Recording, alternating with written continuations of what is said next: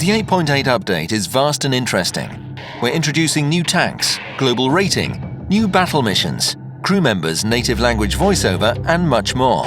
We will cover these changes in detail in this review. Good news for medium tanks fans. 4 new Soviet vehicles are introduced: the A-43, A-44, Object 416, and Object 140. The A-43. It is a new Tier 6 tank, an alternative to the T-34-85. It has much better mobility compared to the T-34, but the gun has lower armor penetration and one-shot damage. However, the fire rate is much higher. The tank also benefits from superior ride smoothness and accuracy on the move. The A-44. It is an unusual medium tank with its turret mounted in the back. Such a design requires increased skill in battle, especially in urban combat. The tank has great mobility and a powerful 107mm cannon, the ZIS-6, well known among players. The combination of armor penetration and one-shot damage makes it one of the best guns of its tier. Object 416. It also features a rear-mounted turret. The traverse angle is limited to only 150 degrees, meaning that this vehicle will be unable to use common medium tank tactics, like circling around a less mobile opponent. But the vehicle has good mobility, a decent weapon, a low silhouette, and low visibility as a result. Object 416 is most effectively used while playing a TD-style battle. Object 140, a Tier 10 tank. It's very similar to the T-62A, but has its own particular features. It is lower, has a bit higher top speed and better mobility. The cannons on both vehicles are almost identical. The armoring is also pretty similar, except that the Object 140's frontal armor is mounted at a bigger angle. The new Soviet MTs have noticeable differences from the other mediums in their branch, and from the other nations' medium tanks too.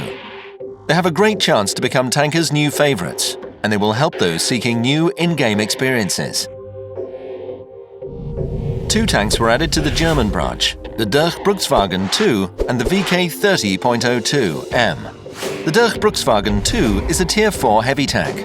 Now heavy tank fans can start using this vehicle class much earlier. The vehicle has a high durability and a lowered balance weight. This provides it with a comfortable level of battles. The VK30.02M is a Tier 6 medium tank. It is one of the Panther's prototypes, and the two look pretty much alike. The vehicle has good mobility and high gun elevation angles. The American Tier 8 Premium, the T-26E4 Super Pershing, was rebalanced. The main changes were made to the frontal armor. It was brought closer to historical parameters, meaning it decreased a bit. But the mobility and view range got a boost, and the accuracy lost when turning the turret was decreased. 2 Chinese Tier 8 Premium tanks were introduced: the T-34-3 Medium and the 112 Heavy. The 112 is pretty much like the IS-6, but has much better armor. This is especially true for the turret front. The vehicle has a high top speed, but the acceleration rate is really slow. The tank's gun is not very accurate, but packs a high one-shot damage. That is why the 112 is best used in positional warfare in close and medium distances. In these conditions, you can make use of its well-armored turret. The T-34-3 Medium has a 122mm gun installed. This powerful gun from a heavy tank changes the battle style completely. The low rate of fire makes it hard to react to enemy actions quickly and use classic medium tank tactics. The T-34-3 shows the most efficiency when battling at medium and long distances. The vehicle has decent armor for its tier and class. But the best thing about the Chinese premium tanks is their favorable matchmaking. They will not have battles with the Tier 10 vehicles. The parameters of many German tanks were changed. The rebalancing mostly concerns the mobility of these vehicles. Some had their weapons and armoring parameters changed. A detailed list can be found in the 8.8 update changelog on the official website. A new map was introduced, the Tundra, plus 3 old maps were returned after the redesign: the Swamp, Komarin, and the Serene Coast. Detailed info can be found in the 8.8 update map review. The achievements screen was redesigned and expanded. Now it has 4 tabs. The Overview tab contains the main achievements and the player's personal rating. It is defined by the total number of battles and victories, average damage and average experience per battle, the percent of landed shots, and battles survived. An average player's rating will range from 2 to 5,000. A really good one will have over 9,000. The average experience is counted disregarding the events and premium account bonuses. That's why it will be recounted starting from the 8.8 update. The total number of battles has a massive impact on the rating. To improve your ratings, you need to have at least several thousand battles. In the future, the personal rating will be summed with the esports rating. The Awards tab. This shows all of the in-game achievements. The ones you've earned are highlighted. Here you can see what is required in order to get a new step achievement or a title. Statistics. This is a tab with numbers that are already familiar to the players. Total number of battles, number of vehicles destroyed, accuracy ratio, and so on. But now, stats are more detailed and better looking. Vehicles tab. The achievements for every single vehicle are shown here. You can view all of them or just the ones you currently own.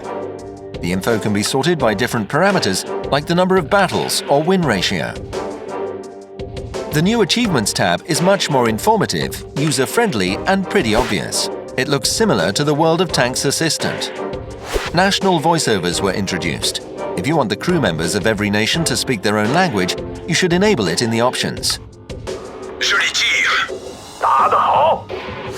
Now, the mission objectives are shown in the game client. It shows the active and future objectives, as well as their status. The rules of ramming have been changed.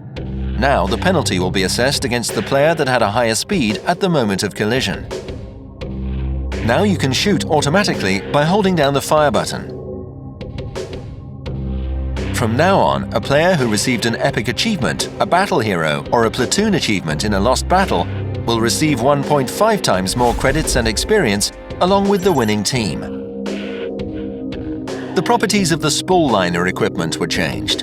In addition to absorbing splash damage, it now reduces the chance of the crew members getting injured. The light liner reduces the injury chance by 20%, medium by 25%, heavy by 30%, and the super heavy one reduces the chance by 50%.